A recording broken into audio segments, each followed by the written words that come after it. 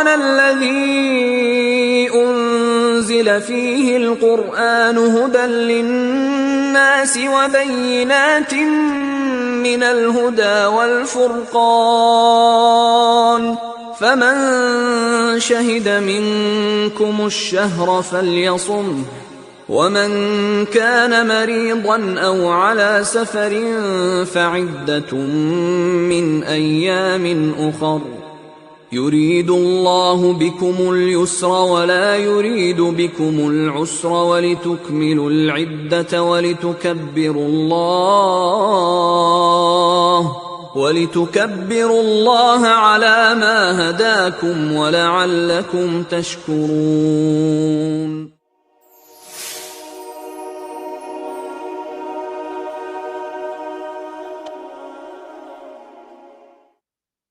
Assalamu alaikum wa rahmatullahi wa barakatuh.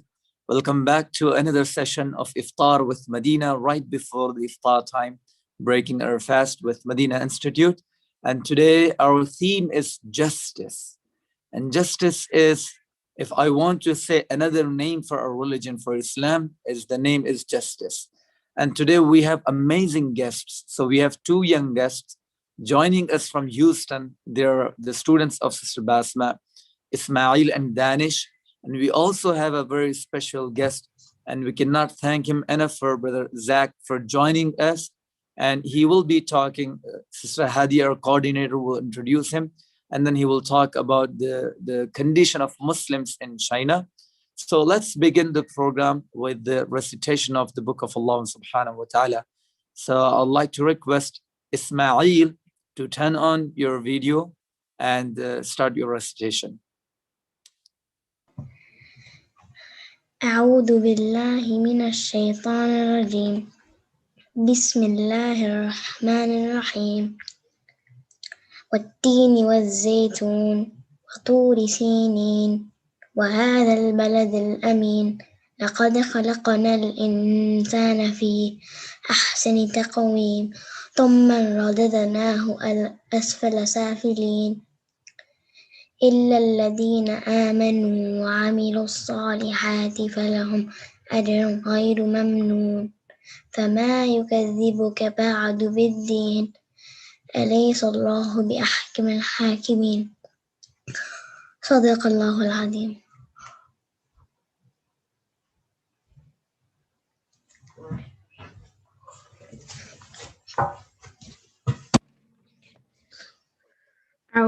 أعوذ بالله من الشيطان الرجيم. بسم الله الرحمن الرحيم. عما يتساءلون عن النبأ العظيم الذي هم فيه مختلفون كلا سيعلمون ثم كلا سيعلمون ألم نجعل الأرض مهادا والجبال أوتادا وخلقناكم أزواجا وجعلنا نومكم سباتا وجعلنا الليل لباسا وجعلنا النهار معاشا وبنينا فوقكم سبعا شدادا وجعلنا سراجا وهاجا وأنزلنا من المعصرات ماء ثجاجا لنخرج به حبا ونباتا وجنات ألفافا إن يوم الفصل كان ميقاتا يوم ينفخ في السور فتأتون أفواجا وفتحت السماء فكانت أبوابا وسيرت الجبال فكانت سرابا إن جهنم كانت مرصادا للطاغين مآبا لابثين فيها أحقابا لا يذوقون فيها بردا ولا شرابا إلا حميما وغساقا جزاء وفاقا إنهم كانوا لا يرجون حسابا وكذبوا بآياتنا كذابا وكل شيء أحصيناه كتابا فذوقوا فلن نزيدكم إلا عذابا إن للمتقين مفازا حدائق وأعنابا وكواعب أترابا وكأسا دهاقا لا يسمعون فيها لغوا ولا كذابا جزاء من ربك عطاء حسابا رب السماوات والأرض وما بينهما الرحمن لا يملكون منه خطابا يوم يقوم الروح والملائكة صفا لا يتكلمون إلا من أذن له الرحمن وقال صوابا ذلك اليوم الحق فمن شاء اتخذ إلى ربه مآبا يوم يقوم الروح والملائكة صفا لا يتكلمون إلا من أذن له ذلك اليوم الحق فمن شاء اتخذ إلى ربه مآبا إنا أنذرناكم عذابا قريبا يوم ينظر المرء ما قدمت يداه ويقول الكافر يا ليتني كنت ترابا. Sadaqallah al-Azim. Thank you so much, Danish, for the great recitation. MashaAllah, it's a great that in such a young age, you guys have memorized many surahs. May Allah Ta'ala bless you both. And thank you so much for joining us today. And thank you for your teacher. Thank you, Ismail. Thank you so much, guys. You can go back and enjoy the rest of the program, inshallah. So it's a story time. Let's go to the story time now and enjoy the story with one of our teacher. Bismillah. You can turn on your camera. Welcome, everyone. It's so lovely to see all of you guys every day with Iftar with Madina. Alhamdulillah. May Allah bless all of you and bless your Ramadan and accept all of your fasts and your worship. Ameen. Today's theme is about justice. What does justice mean for you guys? I know that all of you have different answers. Justice means many different things for many different people. I'm going to share a story with you about a cat. And this cat is going on kind of a journey to find someone who treated her justly. And in return, she also treats others justly. It's a very cute story. One of my favorite animals, a cute little kitty cat. I really hope you guys enjoy it, inshallah. And we will start it. Bismillah ar-Rahman ar-Rahim. My name is Horaya, and I'm a tabby cat. I live in Madina, a bustling oasis in the desert. It is a nice place and home to the Prophet, sallallahu alaihi wasallam. I am an orphan. That means I don't have an ummi or an abu, but I can fend for myself. I run fast, I jump far, and I know all the best hiding places. Look at him hiding in this little pot. Silly. One day, like any other, I woke up hungry. I rolled over on the sand, stood up, and stretched my legs. After shaking the sand from my hair, I went to Abdul Rahman, his house. He was my friend. He always had milk for me. To my surprise, the house was empty. There was no milk. Abdul Rahman was gone. I was worried and I needed to find him. So off he went, climbing up the window. Look at that cute cat. Now, what are we learning about Abdul Rahman? Abdul Rahman is treating this little tabby cat justly. This tabby cat is an orphan cat and it has no food or water or shelter. And this cat knew that if she went to Abdul Rahman's house, that he would treat her justly and give her milk. I climbed onto the roof and I asked the doves where Abdul Rahman was. They looked at me with their beady little eyes and said, "Cuckoo!" Talk about feather-brained. I walked across the rooftops above the busy market, and there were people selling rugs, bread, and pots, and children playing. But Abdurrahman was not there. I started to cry. I was hungry and alone. Kaswa was in the market, and she was my best friend. "Don't cry, Haraya. I'll help you," she said. Look at that cute little camel. So I stood on her hump to look for Abdurrahman. Where was he hiding? My hump isn't high enough. Go into the mosque and see if he is inside, Kaswa the camel said. I scrambled up a wall and I leaped onto the mosque roof. I sat down and tried to spot Abdurrahman. But then a loud shout boomed out from behind me. It was the adhan, the call to prayer. Look how startled the little kitty is. The voice was so loud that everyone in Medina could hear it, and people were gathering at the mosque to pray. After the prayer, I looked into the mosque. Abdurrahman was nowhere to be seen. But I saw a man asleep on the ground and walked over suddenly. A snake slithered sneakily up his sleeve. I had to do something. I ran over and I peered into the sleeve. In my cutest voice, I said, excuse me, Mr. Snake. There's a snake catcher coming. The snake was so worried. His head popped out of the sleeve and his eyes darted this way and that way. Then he said with a loud hiss, "Silly cat, I don't see a snake catcher." "I'm the snake catcher, ha ha ha ha ha." I growled, "Rrr," and I pounced on him. He was gripped tightly between my jaws, and I carried him off into the desert. "Ow! Ow! Release me," the snake said. But I didn't. I didn't let go until we were outside of Medina.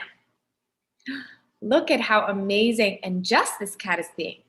He saw the man sleeping in the masjid, and he saw the snake slither up his sleeve. And so he took the snake out of the sleeve, and he protected this man. When I finally put him down, he was as mad as a snake could be.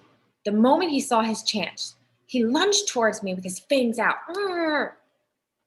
I was too fast for him, though. I dashed out of the way, his head hit the rock behind me, and the snake let out a loud squeak. Arr! The silly serpent went slithering off into the sands, complaining of a headache. "Wait until Kaswa hears about this," I laughed. Ha ha ha ha. I made my way back to the mosque. Abdurrahman was there, and he was surrounded by a group of people, and they were talking about what I had done, the amazing thing that he had done.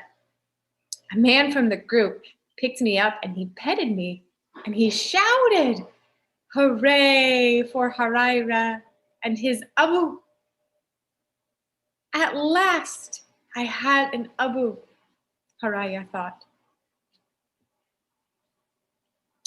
What a beautiful story about Huraira the cat, mashallah. It was a very cute story, wasn't it? And so full of justice in all of it. Abdurrahman treated the cat justly and made sure that he had food when he had nothing. And the cat returned this by treating the person the way he liked to be treated, right? Kindly. And he saved this man in the masjid from the slithering snake in a really funny way. Thank you all so much for joining us for Storytime. Alhamdulillah. And I look forward to seeing you next time. Assalamu alaikum.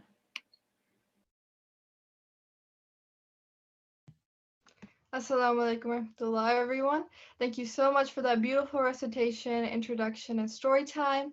And now we are going to be moving on to our other very special guest today, Dr. Zach Smith, who is an assistant professor of history and director of the Asian Studies program at the University of Central Arkansas.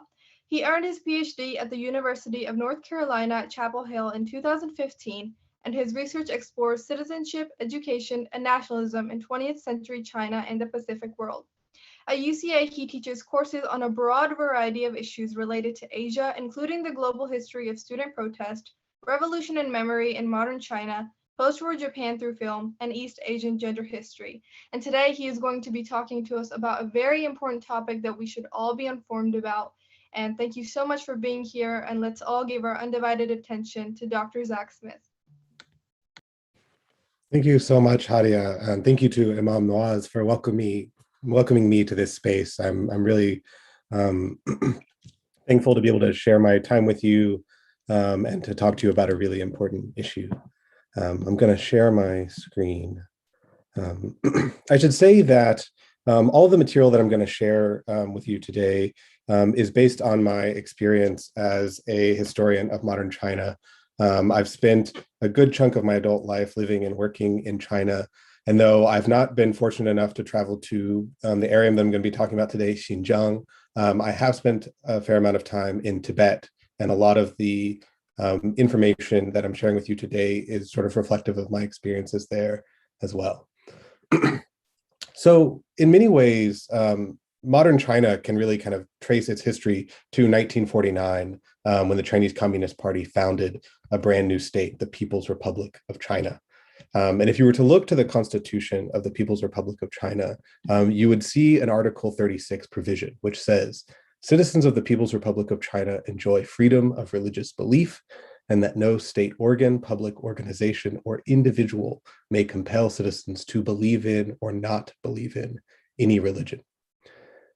This provision in the Constitution stands in stark contrast to what is happening in Northwest China today, in which since about 2017, it's reported that between 1 million and up to 3 million Uyghur Muslims have been placed into so-called re-education camps, in which they are separated from their families, forced to renounce their faith, and often forced to recite basically adherence to the Chinese Communist Party. I want to spend my talk today kind of talking a little bit about the background on Uyghur Muslims in China, how they got to be in this position, what's happening in Xinjiang today, and then end by talking about what all of us can be doing about it. So who are the Uyghurs? So the Uyghurs are a predominantly Muslim, ethnically Turkic population living mostly in the northwestern part of China, known as Xinjiang. As you can sort of see in these images at the bottom, the Uyghur language is written using a modified form of Arabic. And Uyghurs themselves often looked quite distinct from Han Chinese. I should say that Uyghur communities themselves are quite racially diverse. There are some that look very similar to Han Chinese, and some Uyghurs who look, quite frankly, a lot like me. They are fairly geographically concentrated in this region in northwestern China. Now, on this map, this region is labeled Xinjiang, but there are other names for this region. So the name Xinjiang is the name given to this territory by the Chinese government. It's actually just short for the Xinjiang Uyghur Autonomous Region. And the name Xinjiang translates to new frontier, representing the fact that it was only recently included in the borders of China itself. Ethnically and linguistically, the Uyghur people have much more in common with a broad series of Turkic-speaking peoples throughout Central Asia, in places like Kazakhstan, Tajikistan, Turkmenistan, and Uzbekistan. For that reason, many Uyghur community members themselves refer to their own homeland not as Xinjiang, but as East Turkestan. This precise history of how this territory came to be included in China is itself subject to immense amounts of debate within the People's Republic of China itself. But a short capsule summary would be this. So for most, China can trace its history back thousands of years. And for most of that history, the territory that we would call the Chinese Empire did not include the area of Xinjiang. It was initially incorporated into China during the Yuan dynasty in like the 14th century, although that was really itself part of the Mongol Empire. It only fully becomes part of a Chinese dynasty empire in the 1600s when it becomes a territory of the Qing. The Qing dynasty lasts from 1644 until 1911, at which point the area of Xinjiang basically claims a sort of informal independence in the early 20th century. However, shortly after the foundings of the People's Republic in 1949, the People's Liberation Army of China is sent to the northwestern part of the country to basically forcibly reincorporate Xinjiang into the new People's Republic. I should say, though, that for the first several decades of sort of Maoist rule in China, Xinjiang still operates with more or less kind of cultural and political autonomy. That really starts to change in the 1980s and 1990s. It's around this time of really the Soviet invasion of Afghanistan that political leaders in China become deeply concerned that China is in danger of being encircled by the Soviet Union. And so Chinese leaders launch a program to more sort of fully and forcefully incorporate Xinjiang into the rest of China. They do this by promoting a series of industrial development projects, but also very crucially, creating incentives for Han Chinese to migrate to this region, which is occupied primarily by Uyghur Muslims and other Turkic minority groups. This sort of industrial development in conjunction with Han immigration really leads to a situation whereby even as the kind of economic growth and development of Xinjiang increases, the vast majority of the profits from that growth are simply going back to recent Han immigrants rather than Uyghurs themselves. And so you see in kind of the early 21st century, a series of kind of tensions bubbling up between Uyghurs on the one hand and Han Chinese on the other hand. So in 2009, 2014, and 2017, you actually have a series of kind of riots that break out, mostly between Uyghur and Han factory workers, that lead to this kind of broadening sense of unrest. One thing that I think is particularly important about this moment in history is that it intersects with this emerging language, really that sort of stems from the United States, of talking about the war on terror and about the danger posed by terrorism. It's during this time that many Chinese leaders start to appropriate this language of Muslim communities constituting some kind of religious extremist group and some sort of threat to national security. In fact, there were 12 Uyghur men who were captured in Afghanistan and sent to Guantanamo Bay and imprisoned there, in one case for up to 12 years. All of them were eventually released with no formal charges being made. However, after having such a long time in Guantanamo, none have been able to return to their families in China. It's around 2017, though, that the Chinese policy against Uyghur communities in Xinjiang really starts to become much stricter and more drastic. And it takes place under a policy that's put in place by China's current president, Xi Jinping. And it's referred to as Sinicization, or sort of Chineseification. In Chinese, it's 中国化. And he makes this argument where he says that religions in China must be, quote, Chinese in orientation, and the party should provide active guidance to religions so that they can adapt themselves to socialist society. This sort of directive is given sort of further concrete action in the form of a 2018 state council guideline that says we must condemn advocating, supporting, or funding religious extremism, or using religion to harm national security or public safety, undermine ethnic unity, or conduct separatism or terrorist activities. So you can see in this language the way in which so much of the rhetoric, pioneered really by the United States and the war on terror, has been kind of adopted by Chinese leaders to paint any sort of ethnic minority group, and particularly an ethnic minority group in which the majority of the members follow Islam, as some sort of national security threat. Accompanying this 2018 state guidelines, and in many ways in the months leading up to it, we see, and there have increasingly been reports from various media outlets that verify this, a massive, massive, massive expansion of what are called in Chinese vocational education and training centers. The state government apparatus basically claims that these are merely schools that are designed to provide practical and vocational skills to Uyghur groups, basically to help train them in Mandarin Chinese and other sort of work skills. But a recently released series of cables communicated internally within China really show the extent of what these places are. They include provisions that basically allow no escapes. They place people in isolation and separate them from their families. They dictate that not only do all lessons have to be taught in Mandarin, but that Mandarin Chinese must gradually be used in daily life. They also enforce a series of strict kind of dress codes and hygiene habits, including things like ensuring timely haircuts and shaves. Basically, all men who are placed into these camps are not allowed to grow beards, are not allowed to see their families, and increasingly are not allowed to practice their faith. Even as more and more individual Uyghur communities are being disappeared into these camps, even the Uyghurs outside of these communities are finding themselves living in increasingly strict circumstances that almost resemble a kind of open-air prison themselves. Here are just a few of the regulations put in place after 2017 on Uyghurs living in well-populated areas within China. Women are banned from wearing the hijab. Young men are not allowed to grow long beards. Fasting during Ramadan is prohibited. Certain Muslim names, right, for newborns are prohibited.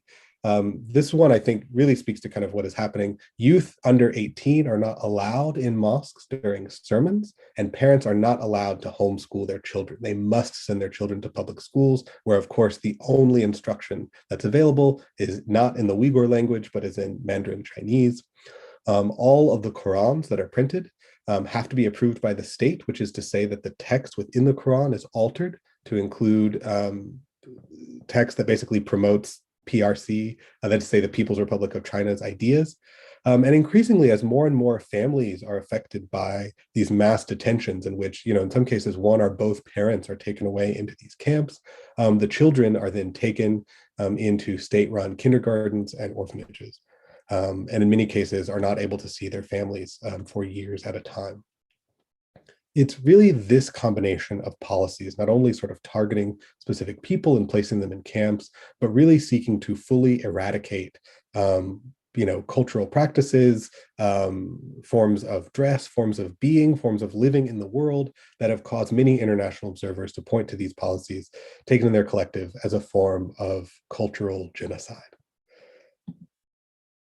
Many times, if you go to cities in Xinjiang, you can see the ways in which these policies are being kind of presented to people on the ground.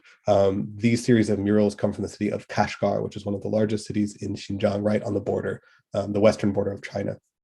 And you can see not only just sort of propaganda images, presenting People's Liberation Army officers as peaceful, but also those basically encouraging women not to wear headscarves. You see this image on the bottom of a mother, taking her child away from an imam, away from any sort of schooling connected to a mosque and to sort of the public schools. As you can imagine, these are policies and practices which involve changes to people's everyday lives, to their communities, to their families. And I think the other thing that's really kind of telling about what is happening in Xinjiang is that it has to be enforced through a truly kind of high-tech, artificial intelligence-driven surveillance state. In the past several years, if you go to just about any main thoroughfare or street in a major city in Xinjiang, you will see almost endless amounts of security cameras. Almost every inch of public space is recorded in some fashion. The state government there is also pioneering other forms of new kind of high-tech surveillance, especially through the use of QR codes. The vast majority of Uyghur households actually have QR codes on their door. And so when they enter or leave the house, they have to scan it with their smartphone so that the state can track where they are.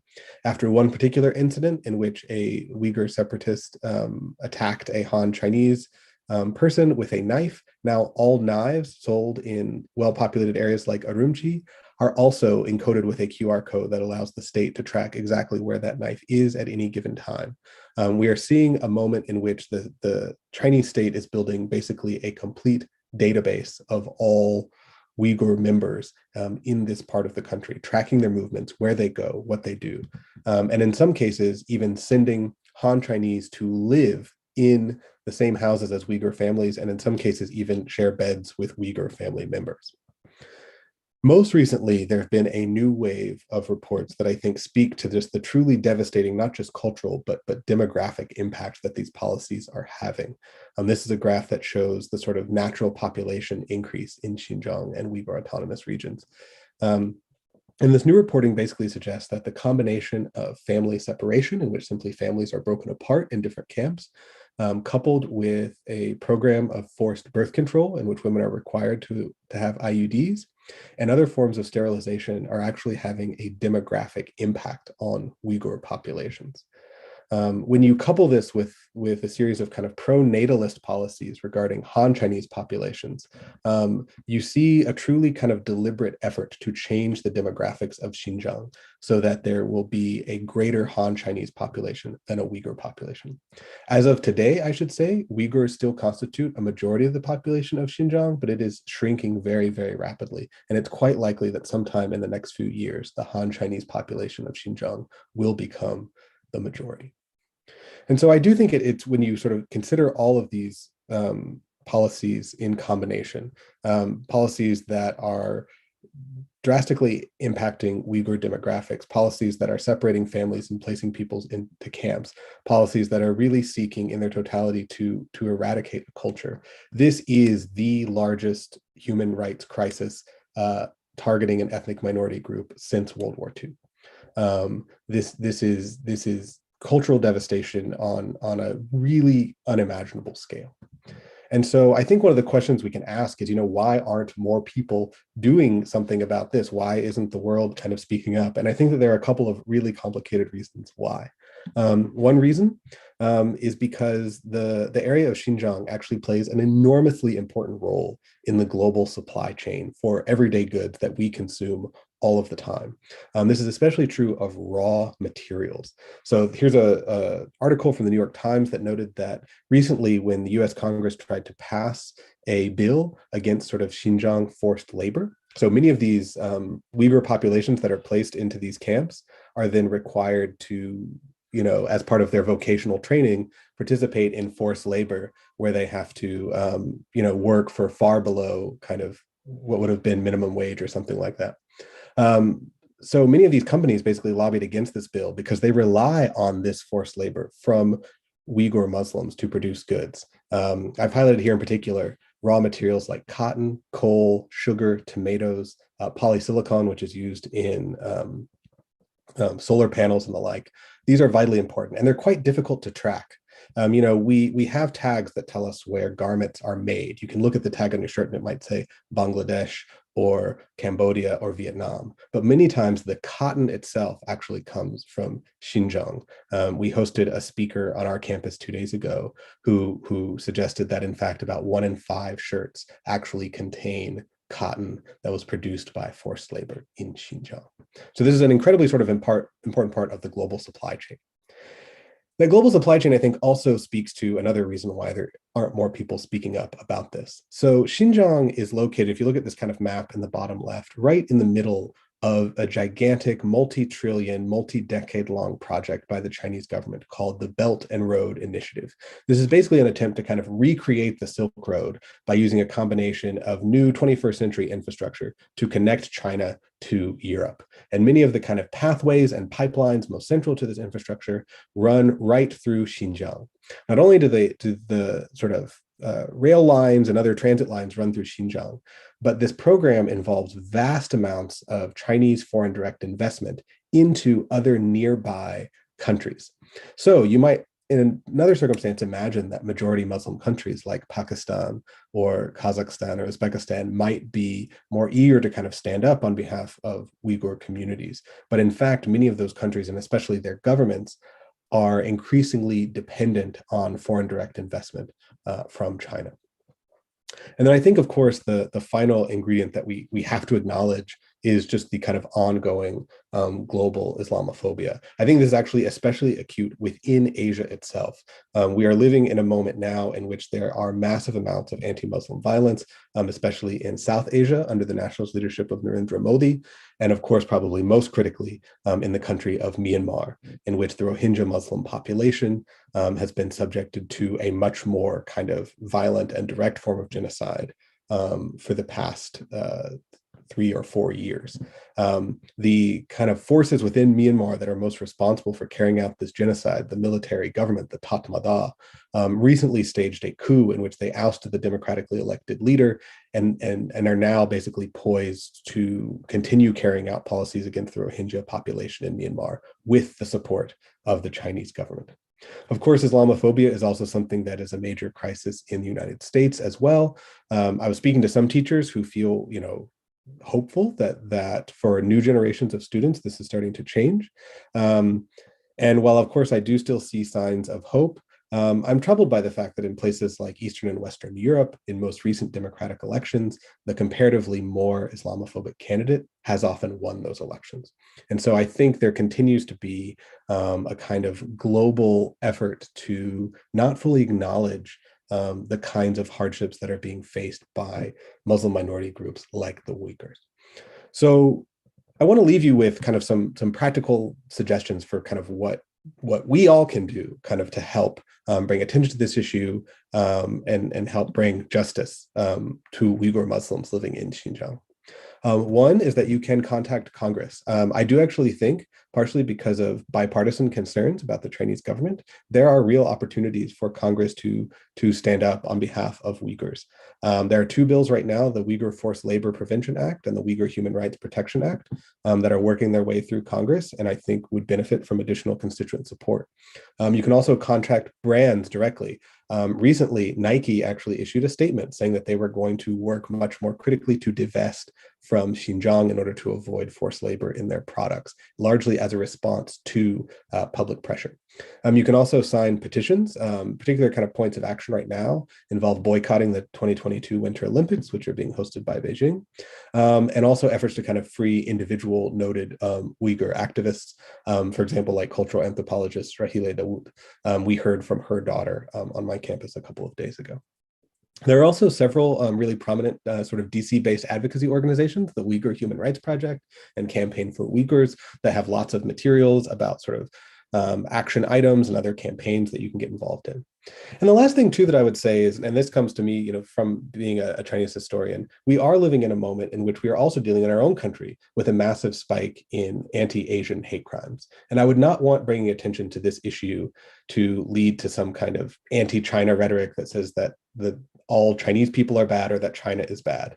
Indeed, I sort of see what's happening to Uyghur communities as the product of the same kind of xenophobia and misunderstanding that all of us have to deal with. And so I think simply by being aware in our own communities and working to kind of stop Asian hate, we can help kind of equip ourselves with the sort of justice orientation that will allow us to help the Uyghurs. So thank you so much. Thank you again to Hadia and Imam Nawaz for inviting me here. And thank you for listening to my presentation. Thank you so much, Dr. Zach. There was such a precious information. I mean, this is my first time hearing, these details and all of that. And this is the first time I got to know that what can we do as an individuals. And thank you so much, sir. May you be blessed throughout your life. May your work be fruitful and successful. And may your work be illuminated throughout the world. Thank you so much, sir, for joining us and for giving us your precious time. Thank you so much. Please share the video that Dr. Zach presented the presentation with all of your family members and your friends, inshallah. And I also will share the information in our WhatsApp groups and our Facebook page. It's a time for almost Iftar.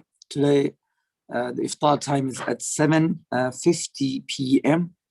And we have 8 minutes left. So we're gonna go ahead straight and then make dua. So before we move on, let's read Surah Al-Fatiha for the protection of all the minorities, all the weak human beings suffering across the world with an oppression of the evil rulers. So let's recite Surah Al-Fatiha for all of them. أعوذ بالله من الشيطان الرجيم بسم الله الرحمن الرحيم الحمد لله رب العالمين الرحمن الرحيم مالك يوم الدين إياك نعبد وإياك نستعين اهدنا الصراط المستقيم صراط الذين أنعمت عليهم غير المغضوب عليهم ولا الضالين آمين. بسم الله الرحمن الرحيم اللهم صل على سيدنا محمد وعلى آل سيدنا محمد وبارك وسلم ربنا آتنا في الدنيا حسنة وفي الآخرة حسنة وقنا عذاب النار ربنا أتمم لنا نورنا واغفر لنا إنك على كل شيء قدير ربنا اغفر لنا ذنوبنا وإسرافنا في أمرنا وثبت أقدامنا وانصرنا على القوم الكافرين اللهم انصر الإسلام والمسلمين أعلي يا مولانا كلمة الحق والدين اللهم أعز الإسلام والمسلمين واخذل الكفرة والمشركين والمنافقين اللهم انصر من نصر دين محمد واخذل من خذل دين محمد صلى الله عليه وعلى آله وصحبه وسلم اللهم يا مقلب القلوب ثبت قلوبنا على دينك وعلى طاعتك يا الله يا الله يا رحمن. اللهم انصر إخواننا في الصين. اللهم انصر إخواننا في الصين. اللهم انصر الإسلام والمسلمين والمستضعفين والمظلومين في كل مكان، وفي سوريا وفي فلسطين. اللهم انصر المستضعفين والمظلومين في يمن. اللهم انصر المستضعفين والمظلومين في برما. اللهم انصر الإسلام والمستضعفين والمظلومين في الصين. اللهم انصر الإسلام والمستضعفين والمظلومين في الشام. اللهم انصر المستضعفين في كشمير. اللهم انصر المستضعفين في الهند. اللهم انصر المستضعفين والمظلومين في الصين برحمتك يا أرحم الراحمين. اللهم يا خالق الأرض والسماوات، يا فاطر السماوات والأرض، اللهم أيد المستضعفين والمظلومين. اللهم فرج كروبهم، سهل أمورهم يا الله يا رحمن يا رحيم. اللهم أعنا على ذكرك وشكرك وحسن عبادتك. اللهم تقبل منا صلاتنا وصيامنا وقيامنا وركوعنا وسجودنا وقعودنا وشهودنا والتسابيح وصلاة التراويح في شهر رمضان. اللهم تقبل منا صدقاتنا. اللهم آت نفوسنا تقواها وزكها أنت خير من زكاها، أنت وليها ومولاها. اشف اللهم مرضانا ومرضى المسلمين ومرضى اللهم اشف مرضانا. اللهم اشف مرضانا، ارحم موتانا، اللهم ارحم موتانا، فك قيد أسرانا، ارحم موتانا. اغفر اللهم ولآبائنا ولأمهاتنا ولمشائخنا ولأساتذتنا ولجميع المؤمنين والمؤمنات والمسلمين والمسلمات الأحياء منهم والأموات، إنك يا ربنا سميع قريب مجيب للدعوات. اللهم اهد لجميع المسلمين. اللهم اهد جميع المسلمين. اللهم اهد من حضورنا. اللهم اهدنا واهد جميع المؤمنين. اللهم تقبل منا دعاءنا وفطورنا وسحورنا. اللهم تقبل منا في جنابك، وتقبل منا صالح أعمالنا، وتجاوز عنا سيئاتنا برحمتك يا أرحم الراحمين. يا الله يا رحمن يا كريم. اللهم أعنا على ذكرك. اللهم طهر قلوبنا من النفاق، وألسنتنا من الكذب، وأعيننا من الخيانة، وأعمالنا من الرياء. اللهم اجعل قلوبنا مرحومة رحمة للإنسان يا رب العالمين. اللهم تقبل منا دعاءنا. وصلى الله تعالى وسلم على خير خلقه سيدنا ومولانا محمد وعلى آله وأهل بيته وأزواجه وذرياته وصحبه وبارك وسلم أجمعين، والحمد لله رب العالمين. اللهم صل وسلم وزد وبارك عليه وعلى آله. It's 7:50 now. It's a time for breaking our fast. We all can our breakfast now. Bismillah.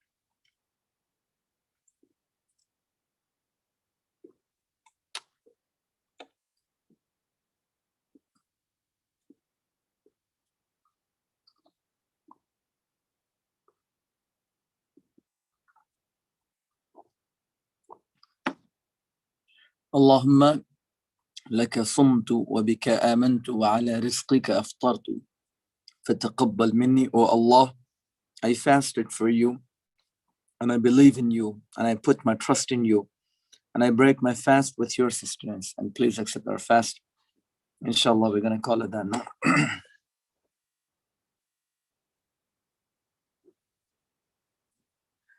Allahu Akbar, Allahu Akbar, Allahu Akbar,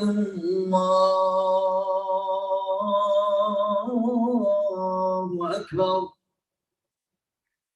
أشهد أن لا إله إلا الله.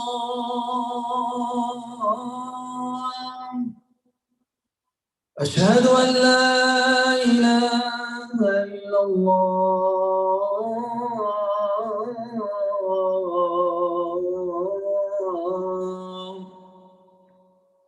أشهد أن محمدا رسول الله.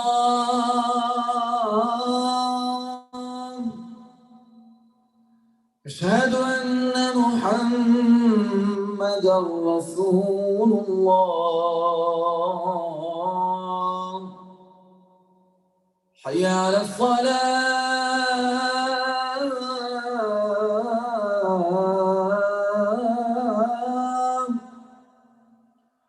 حي على الصلاة.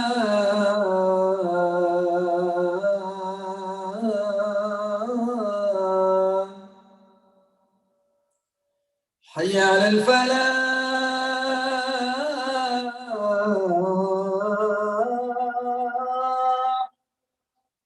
حي على الفلاح.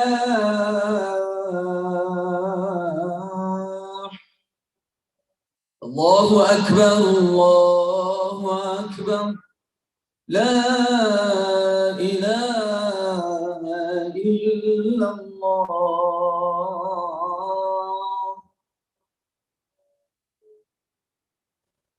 اللهم صل على سيدنا محمد وعلى آل سيدنا محمد وبارك وسلم. اللهم رب هذه الدعوة التامة الصلاة القائمة آت سيدنا محمدا الوسيلة والفضيلة والدرجة العالية الرفيعة وبعثه الله مقاما محمودا الذي وعدته إنك لا تخلف الميعاد. Ya Allah, we ask you at this blessed time that we are in right after Iftar, right before Salat al-Maghrib, Ya Allah, sincerely to grant an ease to all the Muslims across the world, especially our brothers and sisters in China suffering, Ya Allah. Grant them freedom, Ya Rabbal Alameen. Protect them from oppression, Ya Allah.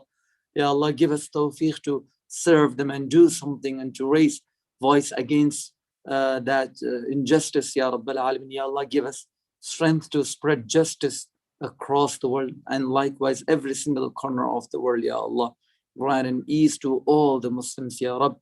Sallallahu ta'ala wa sallam ala khayri khalqi Sayyidina Muhammad wa alihi wa ahli bayti wa azwaji wa dhurriyyati ajma'in. Alhamdulillahi Rabbil Alameen.